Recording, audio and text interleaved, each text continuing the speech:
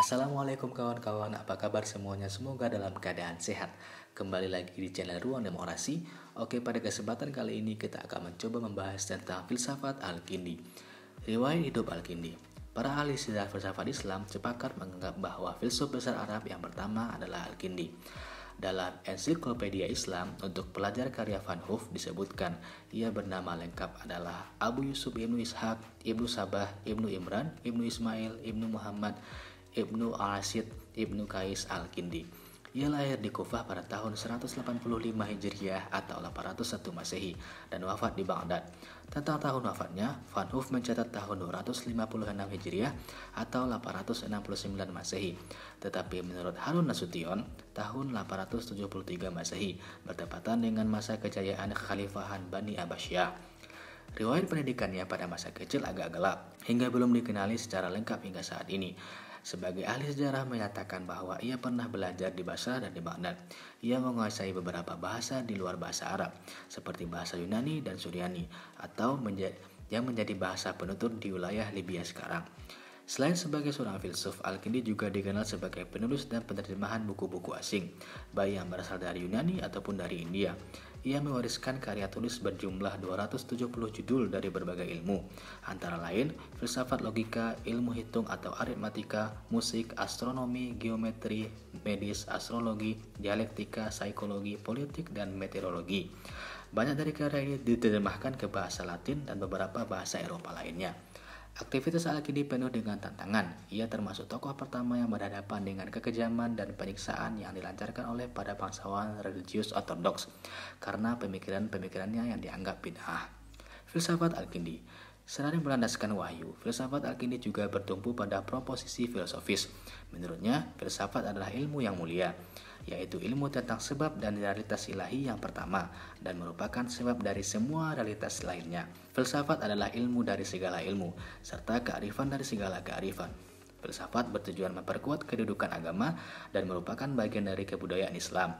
Hal ini cukup beralasan karena asas-asas agama Islam seperti Al-Quran dan Hadis membutuhkan modus pemahaman yang metodis, sistematis, radikal, dan universal agar dapat ditemukan hakikat makna di balik teks keduanya. Tentang Tuhan, dalam ensiklopedia Islam disebutkan, Al-Kindi yang berfilsafat dengan landasan wahyu dan preposisi, filsafat itu berpendirian bahwa Tuhan tidak mempunyai hakikat secara juz'iyah atau aniyah, dalam kurung atau sebagian, maupun hakikat secara kuliah atau mahiyah atau keseluruhan. Tuhan tidak merupakan spesies dan genus. Tuhan adalah Khalik atau pencipta, yang benar pertama atau Al-Haq Al-Awal, dan yang benar tunggal, Al-Haq Al-Wahid. Salah satu problem terpenting di kalangan filsuf muslim adalah pembicaraan tentang penciptaan alam semesta.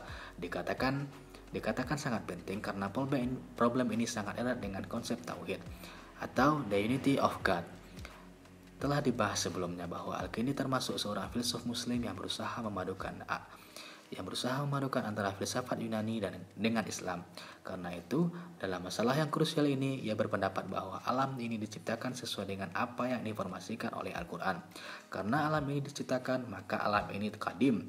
Menurut Al-Kindi, alam ini disebabkan oleh sebab yang jauh atau ilat ba'idat ilahi, yakni Allah. Ia menciptakan alam dari tiada menjadi ada atau creation ex nihilo. Pandangan ini merupakan sanggahan Al-Kindi terhadap pemahaman ketuhanan Nasrani tentang Trinitas atau paham Hindu tentang Trimurti yang membagi Tuhan menjadi 3 persona. Sungguh pun mereka menganggap ketiganya terbagi hanya dalam wujudnya saja, tetapi secara substansial mereka adalah satu. Ketiganya hadir dalam sifat dan kekuasaan yang berbeda. Misalnya, Dewa Brahma khusus sebagai pencipta alam dan urusan pemeliharaan adalah di tangan dewa lain. Al-Kindi menolak anggapan tentang sifat-sifat Tuhan yang berdiri sendiri-sendiri, sebab Tuhan harus mempunyai keesaan mutlak, bukan keesaan metaforis yang hanya berlaku pada objek-objek yang dapat ditangkap oleh indera. Tuhan tidak memiliki sifat-sifat dan atribut-atribut lain yang terpisah darinya. Sifat dan atribut-atribut tersebut haruslah tak terpisahkan dari zatnya. Penulis sejarah filsafat Islam mengutip pandangan Al-Kindi tentang keesaan Tuhan sebagai berikut. Tuhan ialah prinsip pertama dari segala sesuatu yang Maha Esa. Esa berarti suatu yang tak terbayangkan tidak ada, atau mempunyai suatu sebab bagi wujudnya. selain dari wujudnya itu sendiri. Ringkasnya, ia bukan genus dan bukan spesies, sebab tiap spesies terdiri atas sebuah genus dan sebuah diferentia. Tentang jiwa, pandangan Al-Kindi tentang jiwa serupa dengan pandangan René Descartes, bahwa jiwa atau roh mempunyai esensi dan eksistensi yang terpisah dari tubuh dan tidak tergantung antara satu dan lainnya. Al-Kindi membagi jiwa atau roh menjadi 3 bagian. Yang pertama, daya bernafsu atau al-quwwah asy syahwatiyah.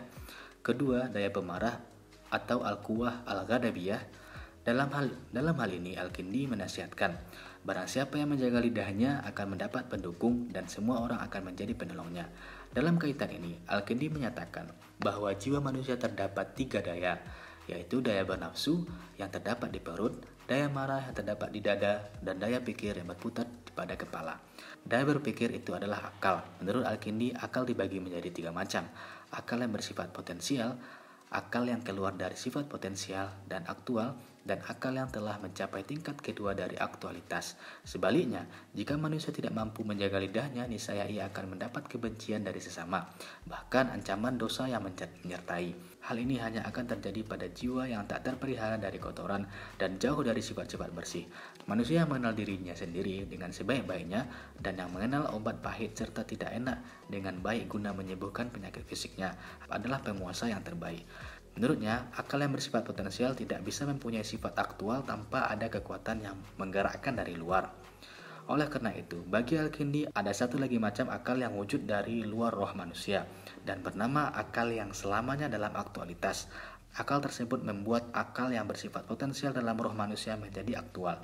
Sifat-sifat akal ini ialah merupakan akal pertama, selamanya dalam aktualitas, merupakan spesies dan genus, membuat akal potensial menjadi aktual berpikir, dan tidak sama dengan akal potensial, tetapi lain daripadanya.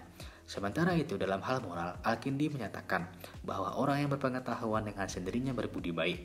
Orang yang mengetahui hukum mestilah bertindak sesuai dengan pengetahuannya itu. Barang siapa yang berpegang erat pada kebenaran serta melakukan apapun yang dituntut oleh kebenaran itu, maka ia menjadi orang paling adil. Orang yang memelihara keseimbangan nafsu jasmaninya dan tidak memuaskannya kecuali sesuai dengan hukum-hukum rasional dan yang positif. Itulah orang yang paling mampu mengendalikan hawa nafsu. Butiran ajaran ini sangat dibutuhkan dalam kondisi sosial saat ini. Saat orientasi kebanyakan masyarakat Indonesia hanya pada perkara material dan tanpa pada luasnya praktik korupsi dan lunturnya asas keadilan. Dalam hal ini, Al-Kindi menasihatkan sebagaimana dikutip Dasuki, bahwa berbohong lebih busuk dari bau bangkai dan barang siapa yang terungkap kebohongannya akan kehilangan muka.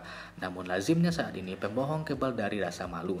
Hal itu tampak nyata dari banyaknya berita media tentang banyaknya orang terkuak kebohongannya, tetapi tetap saja mereka berani tampil dan mempublikasikan diri seolah-olah tak pernah berdosa. Tentang logika, dalam History of Islam Philosophy dinyatakan bahwa akal memiliki analogi tertentu tentang penginderaan atau sensasi, yaitu yang pertama melepaskan bentuk objek-objek akali, yaitu spesies dan genera, dan yang kedua menjadi identik dengan objeknya dalam tindakan berpikir. Jiwa berkecakapan ganda, yaitu penalaran dan penginderaan yang dapat dikatakan sebagai lokus atau tempat bentuk-bentuk. Lebih lanjut, Al-Kindi sebagai seorang pengembang ajaran Plato dan Aristoteles tentang akal membedakan 4 pengertian istilah akal, yaitu akal yang selalu aktual atau in-act, akal yang berbeda dalam potensialitas dan dalam jiwa, akal potensial dalam jiwa yang menjadi aktual, dan akal yang disebut mengajawantah atau demanifest. Secara ringkas, akal ini dapat disebut sebagai akal aktif, potensial, habitual, dan manifest. Ketika jiwa memahami bentuk-bentuk akal yang tidak berhubungan dengan materi dan bayang-bayang atau imajinasi, ia akan menjadi sama dengan bentuk-bentuk itu sebagai bahan pokok pengenalannya, dan akal kemudian beralih dari keadaan yang potensial kepada keadaan aktual. Harun Nasution menyatakan, menurut Al-Kindi, ada lagi satu macam akal yang punya wujud di luar roh manusia dan bermakna akal yang selamanya dalam aktualitas atau al-aqlu lazi bil fa'il abadan. Karena selamanya dalam aktualitas, akal inilah yang membuat akal potensial dalam ruh manusia menjadi aktual. Sementara itu, Majid Fakhri menyatakan bahwa Al-Kindi membedakan antara akal dan rasio. Rasio merupakan sebagian dari kekuatan akal karena yang disebut akal hanyalah kekuatan berpikir yang semata-mata bertumpu pada kinerja panca indera. Sedangkan akal adalah kekuatan yang berpikir yang selain bertumpu pada kekuatan panca indera, juga dibutuhkan oleh kekuatan hati dan perasaan. Pendapat ini sinkron dengan pandangan Al-Kindi di atas. Akal aktual karena kekuatan rasio sebagai motor penggerak dan dibantu oleh kekuatan potensial yang bertumpu pada perasaan. Sekian, semoga bermanfaat. Sampai jumpa lagi di video selanjutnya Ruang Demokrasi. Wassalamualaikum warahmatullahi wabarakatuh.